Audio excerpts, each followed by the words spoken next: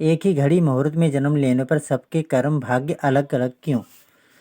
एक बार एक राजा ने विद्वान ज्योतिषियों की सभा बुलाकर प्रश्न किया। मेरी जन्म पत्रिका के अनुसार मेरा राजा बनने का योग था। मैं राजा बना, किंतु उसी घड़ी मुहूर्त में अनेक जातकों ने जन्म लिया होगा जो राजा नहीं बन सके। क्यों? इसका क्या कारण है? राजा के इस प्रश्न से सब निरुत्तर हो गए। अचानक एक वृद्ध खड़े हुए, बोले, महाराज, आपको यहाँ से कुछ दूर घने जंगल में एक महात्मा मिलेंगे। उनसे आपको उत्तर मिल सकता है। राजा ने घोर जंगल में जाकर देखा कि एक महात्मा आग के ढेर के पास बैठकर अंगार खाने में व्यस्त हैं। राजा ने महात्मा से जैसे ही पूछा, महात्मा ने क्रोधित होकर कहा, तेरे प्रश्न का उत्तर आगे पहाड़ियों के बीच एक और महात्मा है, वे दे सकते हैं। राजा की जिज्ञासा और बढ़ गई। पहाड़ी मार्ग पार कर बड़ी कठिनाइयों से राजा दूसरे महात्मा के पास पहुंचा। राजा हक्का बक्का रह गया। दृश्य ही कुछ ऐसा था। वे महात्मा अपना ही मांस चिमटे से नोच नोच कर खा रहे थे। राजा को महात्मा ने भी डांटते हुए कहा, मैं भूख से बेचैन हूँ, मेरे पास समय नहीं है। आगे आदिवासी गांव में एक बालक जन्म लेने वाला है जो कुछ ही देर तक जिंदा रहेगा। वह बालक तेरे प्रश्न का उत्तर दे सकता है। राजा बड़ा बेचैन हुआ। बड़ी अजब पहेली बन गया मेरा प्रश्न। उत्सुकता प्रबल थी। राजा पुनः कठिन मार्ग पर उस गांव में पहुंचा। गांव में उस दंपति के घर पहुंचकर सारी बात कही। जैसे ही बच्चा पैदा हुआ, दंपति ने नाल सहित बालक राजा के सम्मुख उपस्थित किया। राजा को देखते ही बालक हंसते हुए बोलने लगा, राजन, मेरे पास भी समय नहीं है, किंतु अपना उत्तर सुन लो।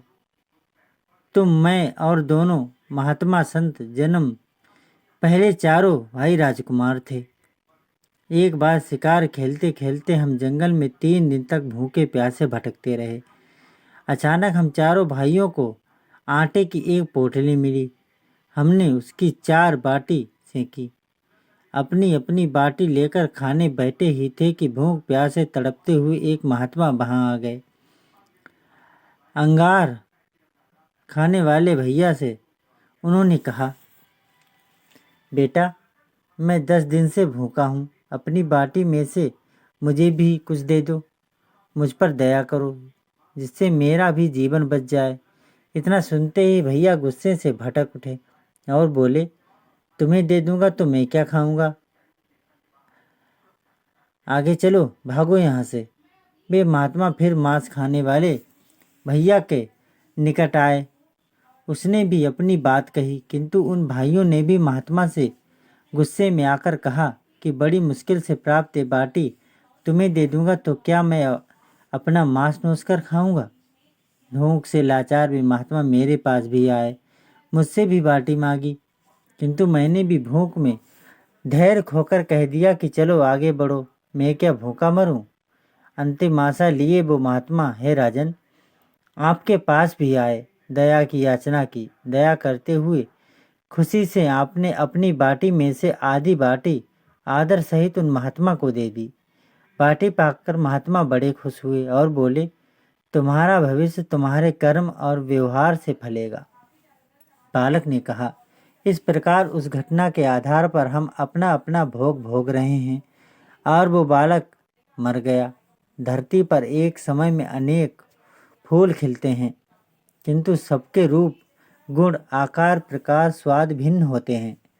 राजा ने माना कि शास्त्र भी 3 प्रकार के हैं, ज्योतिष शास्त्र, कर्तव्य शास्त्र और व्यवहार शास्त्र। जातक सब अपना दिया लिया ही पाते हैं। यही है जीवन। गलत पासवर्ड से एक छोटा सा मोबाइल नहीं खुलता, तो सोचिए गलत कर्मों से जन्नत के दरवाजे कैसे खुल सकते हैं। दोस्तों, इसी तरह की प्रेरणादायक मनोरंजक कहानियाँ सुनने के लिए हमारे चैनल को लाइक, शेयर, सब्सक्राइब जरूर करें। हमें सपोर्ट करें। अपना कीमती समय देने के लिए धन्यवाद।